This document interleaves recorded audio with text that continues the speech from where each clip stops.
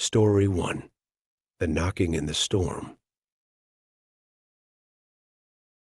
The rain came down hard that night, relentless and cold, battering the windows like a desperate, unseen force trying to break in.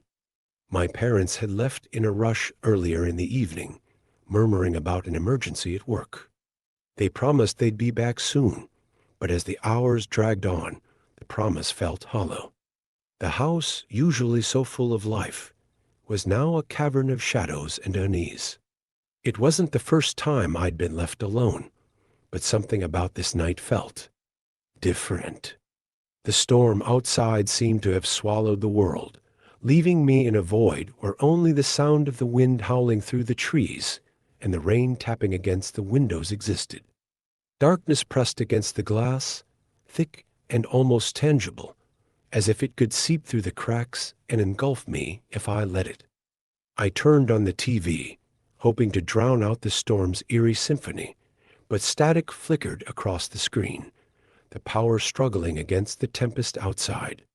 The lights flickered, casting the living room into intermittent darkness.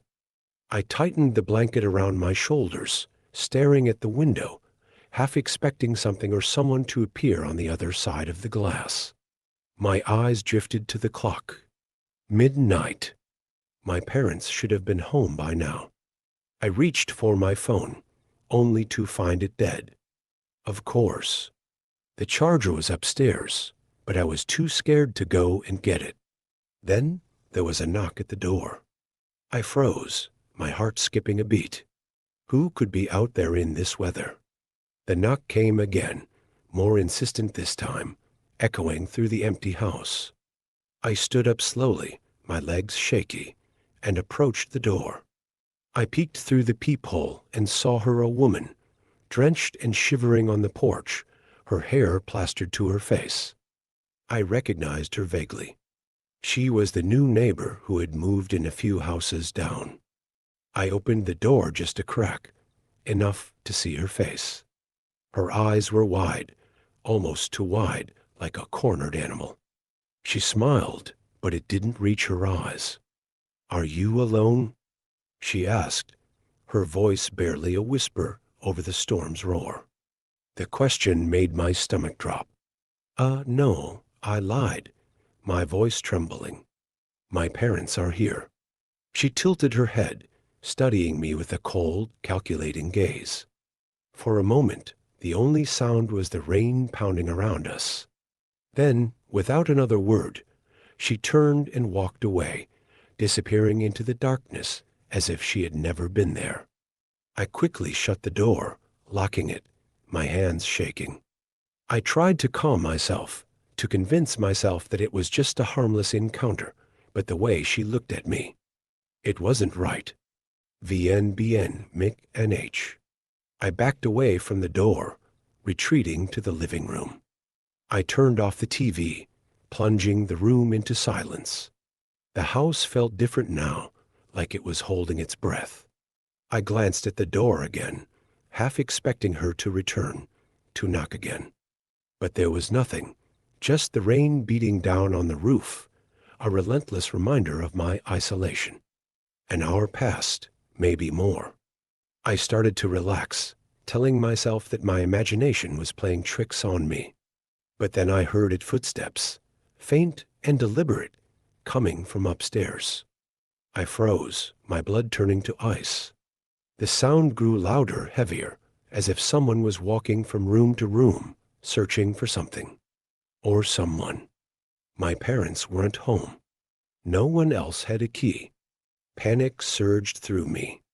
I moved slowly, quietly, towards the front door, my eyes fixed on the staircase, waiting for whoever or whatever was up there to show itself. I reached for the doorknob, but before I could turn it, the footsteps stopped. Silence filled the house, oppressive and heavy. I held my breath, listening, my heart pounding in my chest. I forced myself to look up the stairs. Shadows stretched across the hallway, long and menacing. I didn't want to go up there, but I couldn't just stand there either. I needed to know what was happening. I needed to be sure. Swallowing my fear, I took the first step, then another, each creak of the old wood echoing through the silence. When I reached the top, the air was thick, almost suffocating. I turned towards my parents' bedroom, the door slightly ajar. I pushed it open, the hinges groaning in protest. The room was dark, but as my eyes adjusted, I saw them two men, standing in the shadows, their backs to me. They were dressed in dark clothes, their faces obscured. I didn't recognize them. They were strangers in my house. I wanted to scream, but the sound caught in my throat. They hadn't noticed me yet. I had to act fast. I turned and bolted down the stairs, taking them two at a time. Behind me, I heard them move, their footsteps heavy and swift. They were chasing me. I reached the front door, my hands fumbling with the lock. My heart pounded in my ears, drowning out the sound of the rain. Finally, the door flew open, and I stumbled outside into the storm. The rain hit me like a wall of ice, but I didn't stop. I ran, the cold seeping into my bones, my breath coming in ragged gasps. I made it halfway down the street before I dared to look back. The front door of my house was still open, but the men were nowhere in sight. I pulled out my phone, forgetting that it was dead. Panic washed over me anew. I ran to the neighbor's house, pounding on the door until an elderly woman opened it, her eyes wide with shock. I babbled something about men in my house, about being chased, and she quickly pulled me inside, locking the door behind us. She handed me her phone, and I called the police, my voice shaking as I explained what had happened. They arrived quickly, but by the time they searched the house, the men were gone. The only evidence of their presence was the mess they left behind, drawers pulled out, belongings scattered like they had been searching for something. But what were they looking for? And why my house? The police never found them. They questioned the new neighbor, but she claimed to have been home all night, watching the storm from her window. There was no proof to link her to the break-in, no reason to hold her. I moved away shortly after, unable to shake the feeling that they were still out there, watching, waiting for the right moment to return. Even now, whenever there's a storm, I find myself staring out the window, watching the rain, listening for the knock at the door. Because deep down, I know it's not over. Cemeteries have always held a strange allure for me, a place of peace and finality, where the living come to reflect and the dead rest in their eternal slumber. I visited the grave of my late wife, Eliza, every Sunday. It was my way of feeling close to her, to the love we had shared for so many years. The cemetery was always quiet, a sanctuary away from the world's chaos. But one visit changed everything. It was a bleak afternoon when I arrived at the cemetery that day. The sky was a dull gray, clouds hanging heavy with the promise of rain. An unseasonably cold wind whipped through the headstones, sending a chill through my bones. I parked my car at the entrance and began the familiar walk to Eliza's grave. The crunch of gravel under my feet was the only sound that accompanied me. As I approached her resting place, I noticed a figure standing a few rows away. He was a man, tall, thin, with clothes that hung off his frame like they were too big for him. His head was lowered, face hidden beneath a dark hood. He wasn't looking at any particular grave, just staring into the distance, his posture stiff and unnervingly still. I felt a prickle of unease. It wasn't unusual to see others visiting graves, but there was something off about this man. I turned my attention back to Eliza's grave, kneeling down to clear away the fallen leaves. I talked to her as I always did, sharing the events of my week, telling her how much I missed her. But I could feel the man's presence, a weight on the periphery of my awareness. I glanced up. He was still there, his gaze now fixed in my direction. My unease grew, a cold knot forming in the pit of my stomach. After a while, I stood up, ready to leave. That's when I noticed the man had moved closer, much closer than before. He was only a few feet away now, his face still obscured by the hood. My heart started to race as he took another step forward, closing the distance between us. "Got any money?" he asked, his voice rough and gravelly. It wasn't a question.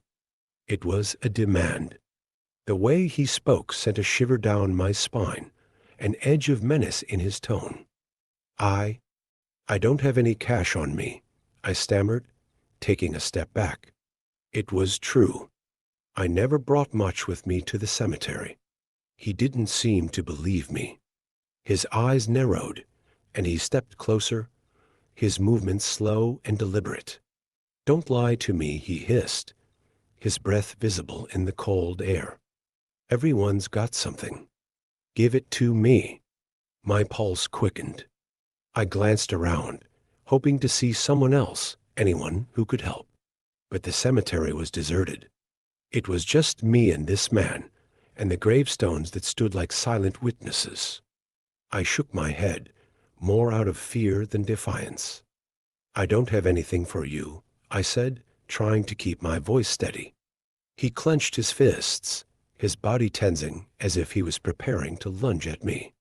The air around us felt charged, the silence thick and oppressive. My mind raced. I needed to get out of there, but he was blocking my path to the car.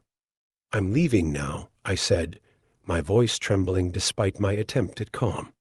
I moved to the side, trying to skirt around him, but he mirrored my movement, blocking my way. His eyes wild and glinting with a mixture of desperation and anger locked onto mine. "I'm warning you," he growled, taking another step forward. "Give me what you've got." My blood ran cold. There was a madness in his eyes, a hint of something unhinged.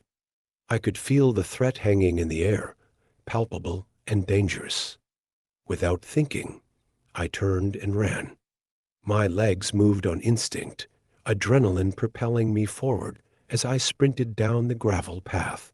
I heard him shout something behind me, but I didn't stop. I couldn't. I had to get away. The wind howled around me, the cemetery a blur of gray and stone. My breath came in ragged gasps as I reached my car. My hands shook violently as I fumbled with the keys, my mind screaming at me to hurry. I managed to unlock the door and threw myself inside, locking it behind me. My eyes darted to the rearview mirror, expecting to see him running towards me. But the cemetery was empty. He was gone. I sat there for a moment, my heart pounding in my chest, trying to catch my breath.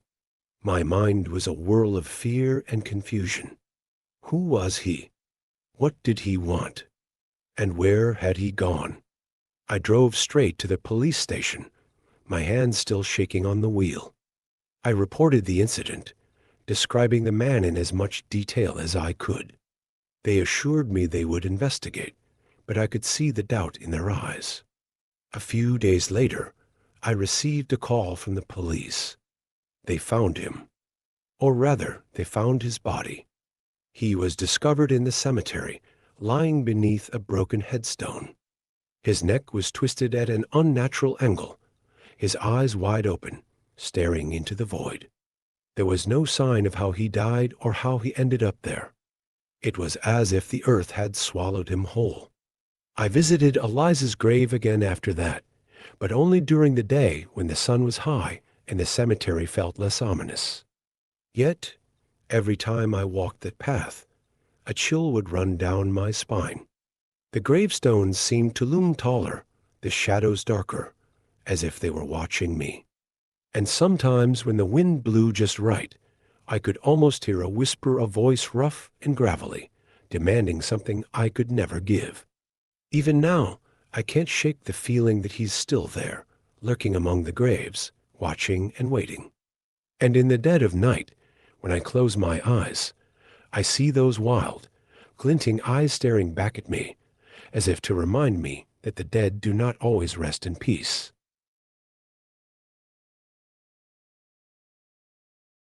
Story 3. The Chanting in the Woods.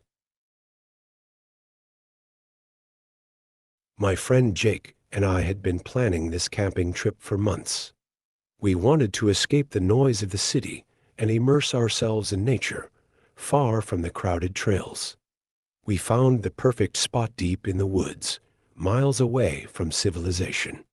It was an area few dared to explore, known only by locals for its dense forests and mysterious legends. That didn't deter us. In fact, it made the idea even more exciting. We wanted isolation, adventure, and a story to tell. We arrived at the trailhead early in the morning, the sun barely peeking over the horizon. The air was crisp, and the forest around us was alive with the earthy scent of pine and damp soil. We strapped on our backpacks and began our hike, the trail narrowing as it led us deeper into the forest. Towering trees stretched overhead, their branches intertwining to create a canopy that filtered the sunlight into scattered patches on the forest floor.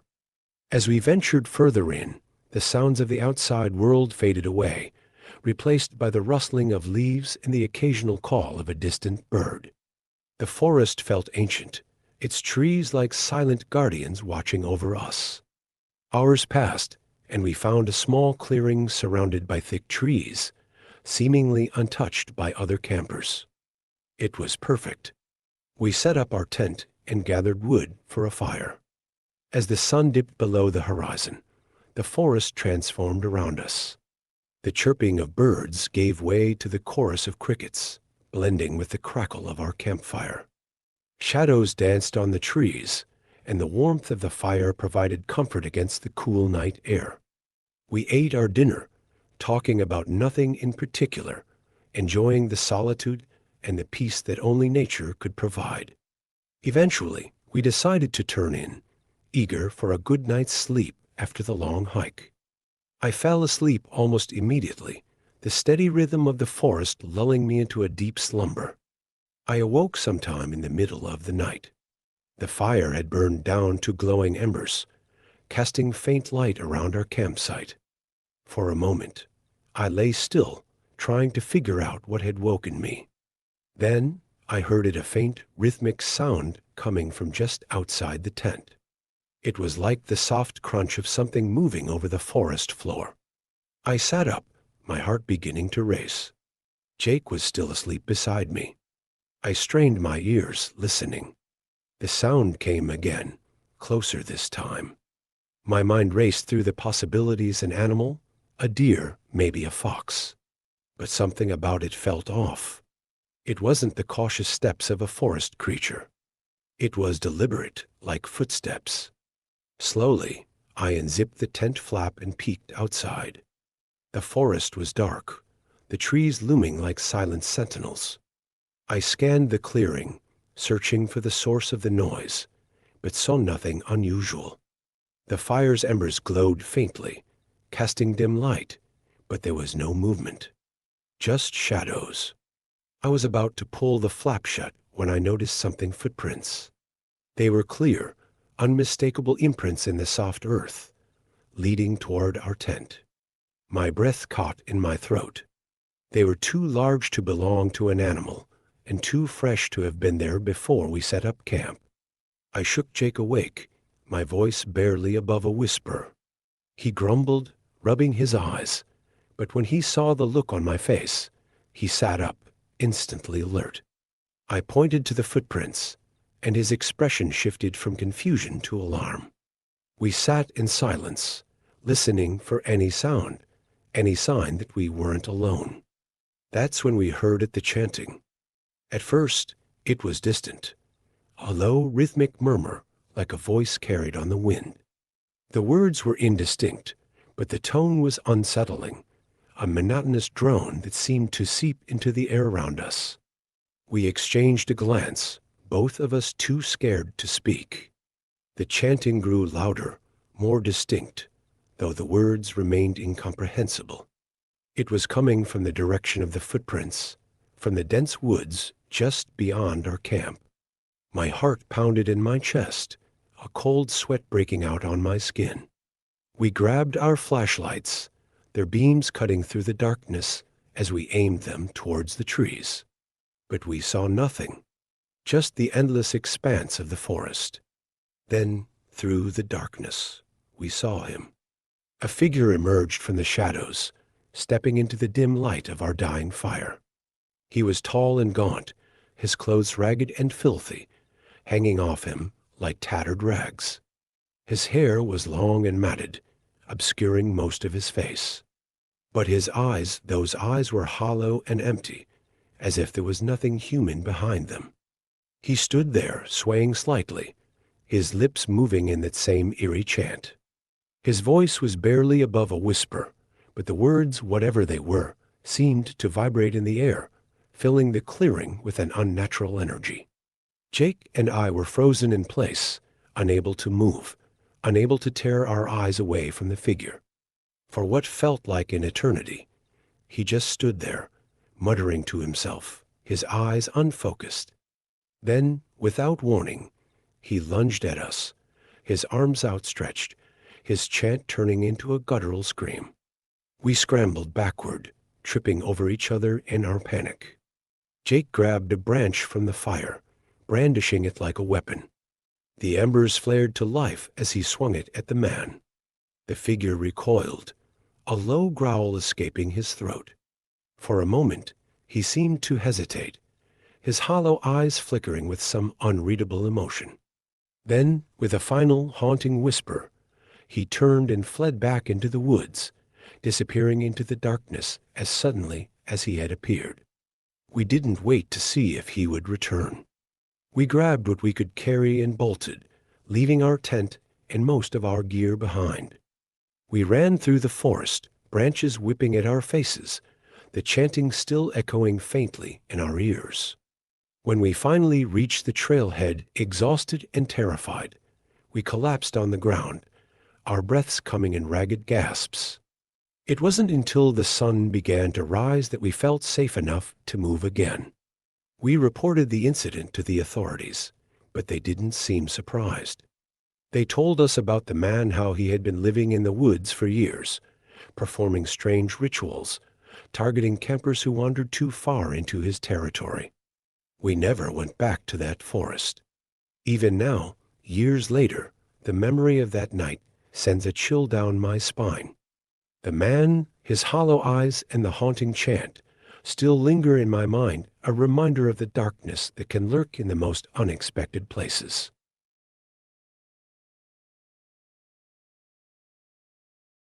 Hey there, it's Mr. Night Horror.